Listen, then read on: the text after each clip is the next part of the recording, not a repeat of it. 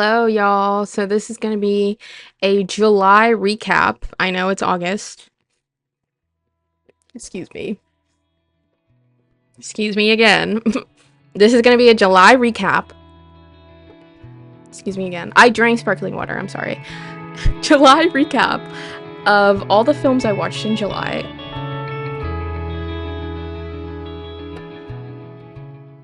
Okay, so the first movie I watched for July was Stop Making Sense. And again, this is all available at my letterbox. Because again, I'm like a I literally mark it done, as soon as I finish it. So Stop Making Sense is actually a concert film that's directed by Jonathan Demme. He's the same director that did Silence of the Lambs. It was done in 1984, and it was documenting a Talking Heads concert at the Pantages Theater in Los Angeles in 1983, I think. Yeah. I watched it, yeah, July 2nd or something. I don't know. It's a great movie. Okay, I'll admit I don't like all the songs that they performed, but wow, it was such a great concert movie. I think if you like 80s music, and you like Psycho Killer and you're kind of into it, definitely check it out. If you don't like any of that stuff, would not recommend it. I would only check it out if you're into 80s music. Because yeah, the concert is kind of it's really cool. But yeah, I don't know. I don't watch too many concert films. I have seen a lot, but most of them are Jimi Hendrix films, because I like Jimi Hendrix. But yeah, not too much to add on that one, honestly. I just thought it was a great movie. I thought it was I thought it was shot really well. I thought it was cool, and the songs were great, even though I didn't favor every single one of them. I thought it was great. So, yeah. The next movie that I watched was a couple days later. It's called The Fire Within, 1963, directed by Louis Malle. It stars Maurice Ronet. It's a French film. Maurice Ronet was also in Purple Noon, with Alain Delon, who actually passed away, I think, earlier this week. But yeah, he was in that movie. If you've seen that movie, I don't know.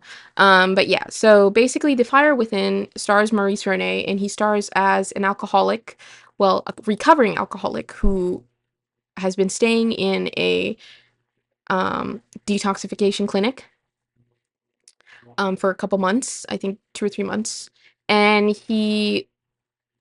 even though it's been treated, his alcoholism has been treated, he doesn't feel well. Like, he feels like he can't leave the clinic.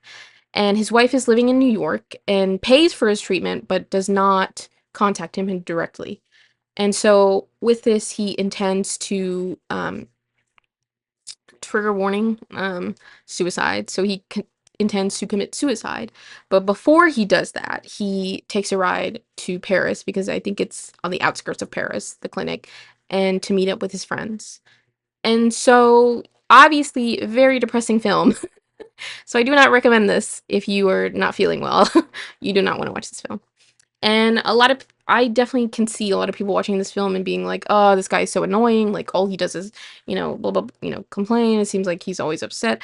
I think that's the point of the film. Like, so I didn't see too many reviews on that, but I'm sure like there's probably somebody who thought that. However, the reason I watched it was because I feel like unless you're a very happy person, I feel like there's a lot of times where an average person, who has problems and stuff like that, gets to a point where, like, maybe not extreme as him, but they're like thinking, what's the point of all this? Like, why am I here? What am I doing? Like, is there any more purpose to life than what I'm doing?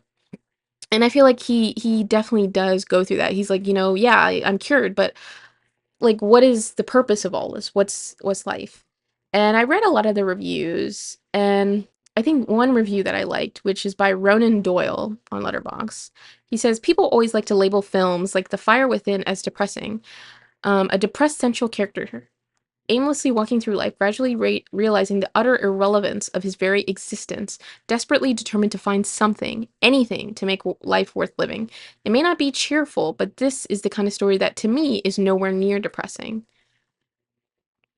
And I really, I mean, like I said, I always say I'm not eloquent. I feel like a lot of people are very more are very more in tune to being exact with how they feel about media. For me, it's kind of like, I don't know, sometimes it's kind of hard to describe, but I felt exactly like this review has said. I mean, it maybe it's not cheerful, but I feel like that is something an average person sometimes thinks about. Like, what am I doing here? Like, what is the point of all this? What is,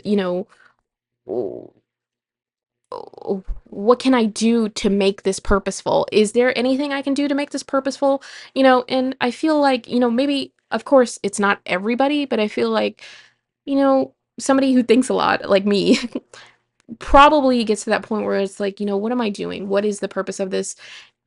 Is this really what I want? Is this, and I really, I gave the movie, I think, 4.5 out of 5, because I didn't like, it wasn't like an absolute favorite, but I liked, watching the film, and I feel like, it really, even though people may not get to that point where he's at, I feel like the thoughts of him trying to find anything, you know, of substance in relation to his existence in this world is very relatable to some extent, and like a lot of times, some people see as, obviously in this film, he sees, his existence as irrelevant. And a lot of times, that is a point of feeling upset, but also, it could be a point of being like, I'm irrelevant, but I can do, so who's going to care about what I do, and sometimes people use that as a jumping off point to do what they want to do. So it kind of gets into like, I don't want to use the word existentialism because I don't remember what that means. But it does get into the point where you're kind of like thinking of your own existence and wondering, what's the point of this? And of course, he's mopey, he's depressed, he's upset, and etc. But I feel like, I definitely enjoyed this film because it also kind of, you I feel like anybody in their life trying to do something may get to that point where they're like, what is all this for? You know? So I definitely thought that was worth watching. But yes, do not watch it if you're depressed. Don't watch it if you're depressed. The next movie I watched in theaters, it's Longlegs, directed by Osgood Perkins. Um, it stars Michael Monroe, Nicolas Cage, and so it's kind of Nicolas Cage is a serial killer, and Michael Monroe plays this FBI agent trying to hunt him down. So basically, a lot of this film, I rated it 3.5 out of 5 stars. I didn't really like it that much. I liked it, but not that much. So I gotta be honest, it wasn't as scary as I hoped it would be.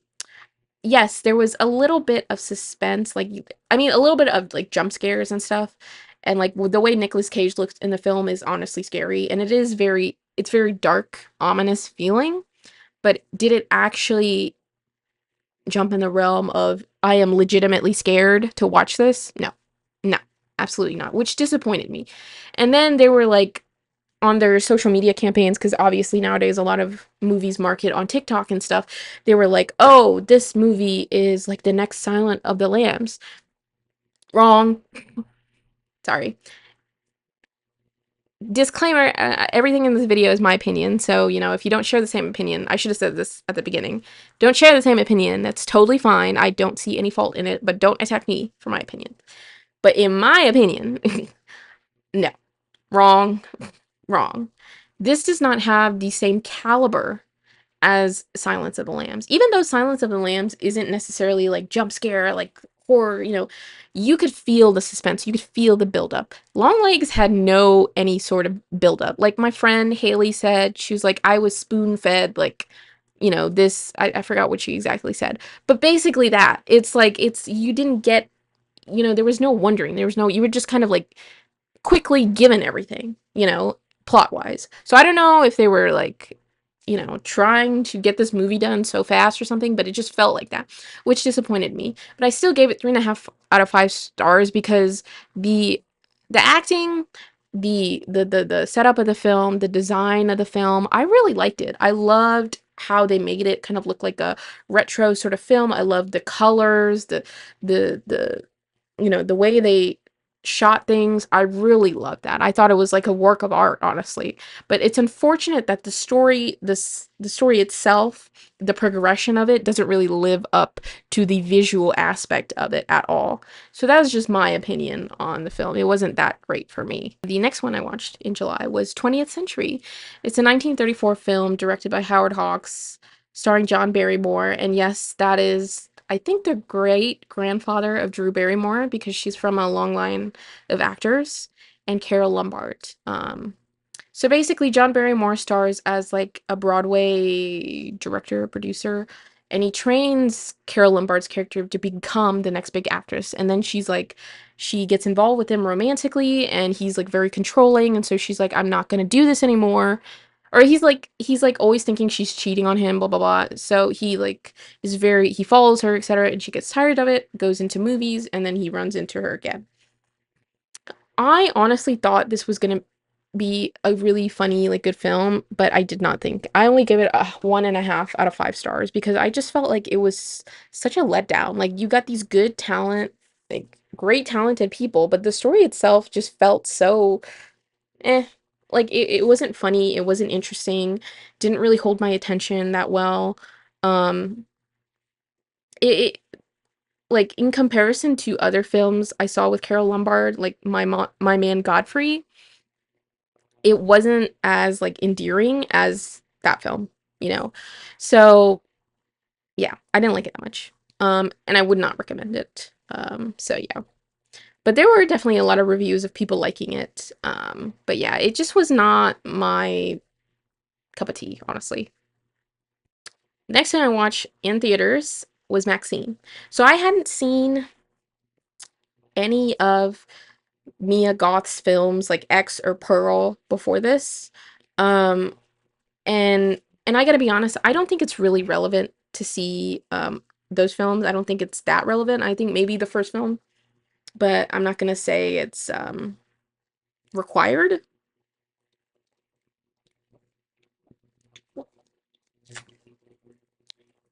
I'm sorry, I love Topo Chico. It burns my throat. I love it.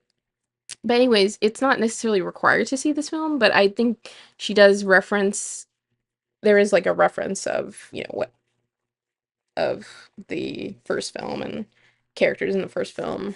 But I don't think it's necessarily required. So I watched it anyways because I do like Mia Goth, but the film wasn't that good for me. Like, I gave it a 2.5 out of 5 stars.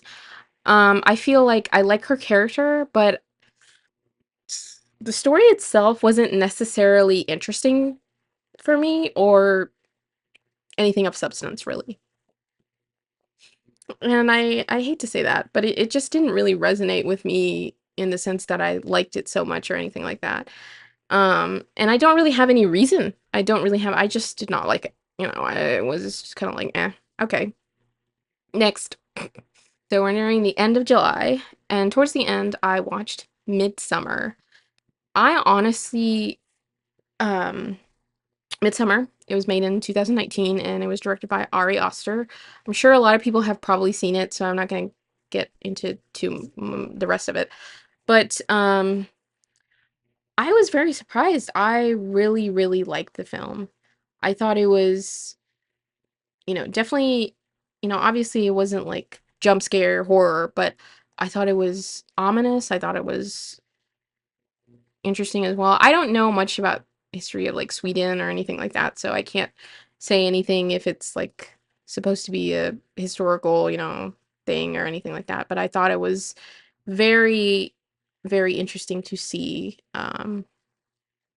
Was there any specific things I liked about it?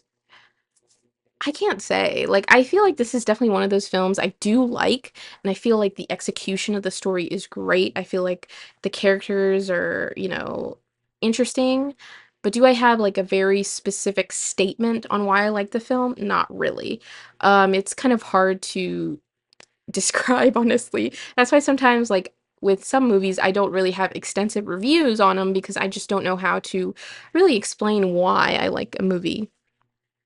But to break it down, to at least try to break it down to help myself explain why I like it, I just loved how it was just so it definitely pulls you in because, especially as, somebody who's not familiar with, I mean, again, I don't know any if there's any historical significance to any of this. Um, or if they were just kind of making up stuff. But it really just kind of pulls you in, and it's not like Long Legs where you kind of just like, quickly fed all the information without any buildup. There is buildup. There is, you know, anticipation. There is, and that's what I really like. And I feel like it made it a lot more ominous and a lot more scary and, interesting to watch. But that would be basically the gist of why I like the film. And the last movie I watched for July, on July 30th, was Hamlet. Um, this specific adaptation was made in 2000. It stars Ethan Hawke. And it was a modern day adaptation, so they made it aggressively 2000s. So it stars Ethan Hawke, Kyle MacLachlan, Bill Murray, Julia Stiles. I think it also has Casey Affleck. Just like a random like 2000s actors and stuff. I gave it a 3.5 out of 5 stars, which is higher than the average, which is actually 3 stars on Letterboxd. It is honestly not a good film, honestly. But the reason why I gave it 3.5 out of 5 stars is because I found it entertaining. I definitely thought I I felt like it was definitely an answer to, or at least a competing film to Baz Luhrmann's Romeo and Juliet that was done, I think, in 1996 or 1994. I don't know what year, with DiCaprio and Danes. I definitely feel like it was probably a way to kind of capitalize off that or something, off that success, and it did not go well. It was just so funny to me because it's like some of the acting was so overly dramatic and so just so stupid. And he was doing like the soliloquy, like Ethan Hawke was, because he's technically Hamlet in this, and he was doing a soliloquy, this Hamlet soliloquy in like a blockbuster. So it was very aggressively like 2000s culture, and like he's like a student, I think at NYU. Um, so, and I think he's a film student in it. So it's just like it's so unserious. It's actually hilarious. And like the ending scene where, I think somebody dies or something. Like the way people like it took him 10 minutes to die. Like they fell over again, like or like it was like it was like in slow-mo. It was just so many things going on that it's ridiculous. So I guess if you want to laugh, watch this. I just feel like there's a lot better portrayals of Hamlet than this. And like, when I look at Baz Luhrmann's Romeo and Juliet, I feel like, yes, it's definitely 90s. Like Baz Luhrmann, I obviously made it like to be a modern adaptation, obviously. However, I feel like there's a level of absurdity in it, um, already with the characters. So it doesn't seem kind of like over the top, at least for me, because like I liked it. So it's like there's like there's already a level of absurdity in it, so it feels like it's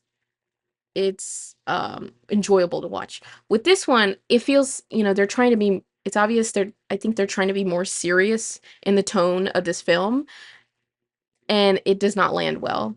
With the Romeo and Juliet, obviously, I don't think it's, obviously Shakespeare didn't intend it to be a comedy or whatever, I don't think.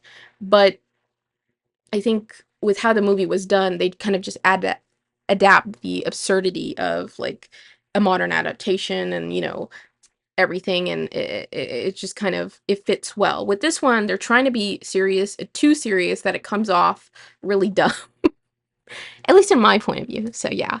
But yeah, these are the films I watched for July.